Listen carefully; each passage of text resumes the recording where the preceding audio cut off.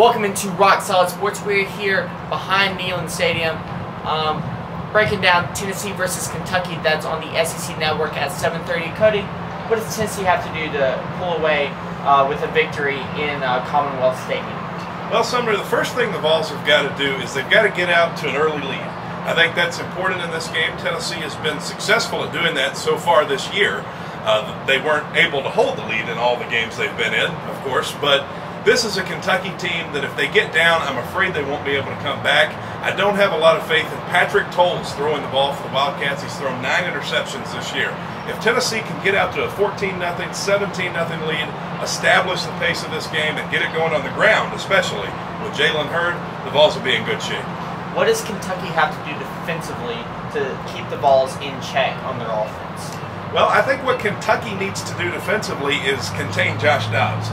I don't see the Wildcats' secondary as a strength on their team. Their strength, if they have a strength on defense, it's more in the front seven with their defensive line and their linebackers.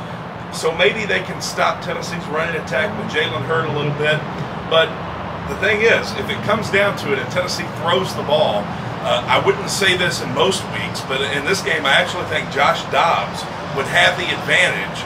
I think he's a better passer than people are giving him credit for right now. I like the way he played against Georgia. Really loved that. Loved how he played against Alabama, honestly. So I think his throwing motion has gotten better.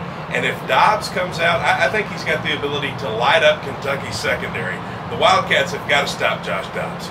Yeah, seeing Kentucky go into Mississippi State and what Dak Prescott did to that Kentucky defense, it kind of gives fall fans kind of hope in seeing what Dobbs can do against Kentucky's defense. Yeah, it does. Mississippi State was a bad matchup for Kentucky. You saw Dak Prescott, the day he had against the Wildcats, threw for 348 yards, ran for another 117 on the ground. So Prescott looked about like Josh Dobbs looked against Georgia. That's what Kentucky's defense is capable of giving up if they don't play very well. So Josh Dobbs is the kind of guy that can also do that to Kentucky. I wouldn't be surprised to see that. Now, the thing about the Mississippi State game, I think maybe Kentucky got exposed a little bit. I haven't been nearly as high this season on the Wildcats as a lot of people have. They had to go to overtime against Eastern Kentucky earlier in the year, beat Louisiana Lafayette by 7 points. They really hadn't proven anything to me. I mean, they beat Missouri and South Carolina, but how much stock do you put into that, you know? So, to be honest with you, Sumner, I think this is a great matchup for Tennessee, and Kentucky is just probably not in the same field as Tennessee is at this point in the season. So who are some players to watch on the Kentucky side who can give the Wildcats some hope if they want some victory? Well, they've got to get it going on the ground, kind of like Tennessee does. Kentucky's got Boone Williams at running back.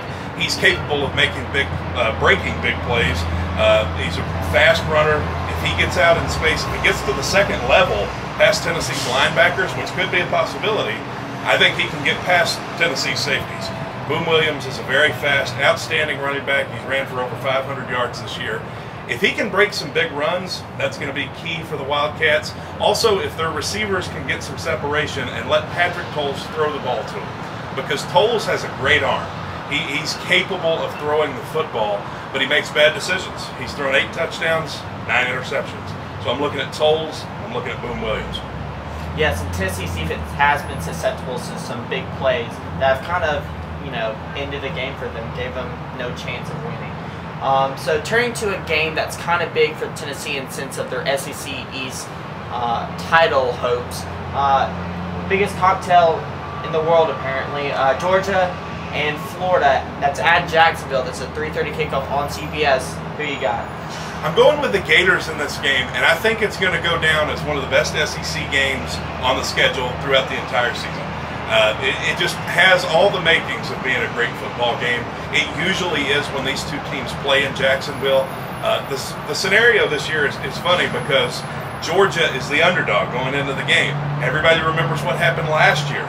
They thought Georgia would blow Florida off the map last year. Gators came in and took care of business. Can the roles be reversed this year? I mean, can the tables turn? It's a possibility. I think it's going to be a fantastic game. The spread is nearly even right now, and I think for good reason. I think it's a 1-point game.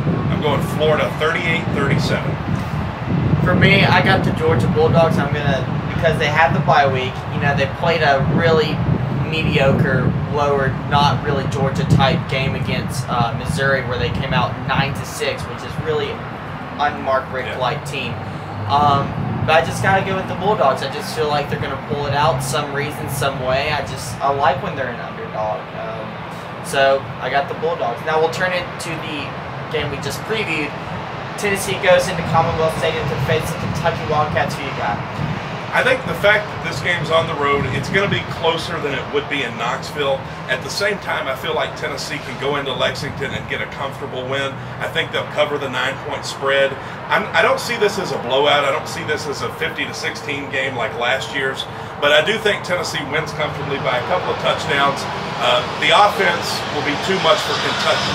Ball's defense may give up a couple of home runs here and there, but I think Dobbs will be too much. I think Jalen Hurd will be too much for Kentucky's defense. So I'm taking Tennessee in this one, 34-20 over the Wildcats. Yeah, I definitely agree with you. Tennessee's athleticism is going to be bigger and better than Kentucky, even though Mark Stoops has done a phenomenal job at Kentucky, getting the Wildcats into not what they're used to, being 4-3. They went 5-1 last year and then lost the rest, but it's Kentucky's athleticism. I like Tennessee by 3 possessions. I just think Josh Dobbs and Jalen Hurd and Alvin Kamara, you just got too many weapons for Kentucky's defense to really handle, control. And so I got Tennessee 40-21. All right, sounds good. That's our preview. We are Rock Solid Sports, Sumner Gillum, Cody McClure. You can catch us on Mondays and Fridays from 7 to 8 on 90.3 The Rock.